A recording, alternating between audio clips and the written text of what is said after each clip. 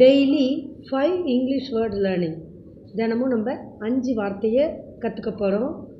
அதில் இங்கே இருக்க தமிழ் வார்த்தைகளுக்கு சரியான ஆங்கில வார்த்தையை பார்க்கலாமா?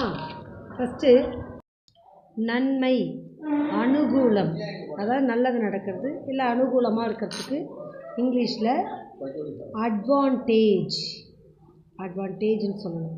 அடுத்து பிரமிப்பு, ஒரு ஆச்சரியப்படுற மாதிரி விஷயம் இருக்குது, பிரமிப்பாக இருக்குன்னா அதுக்கு அவேன்னு சொல்லணும்.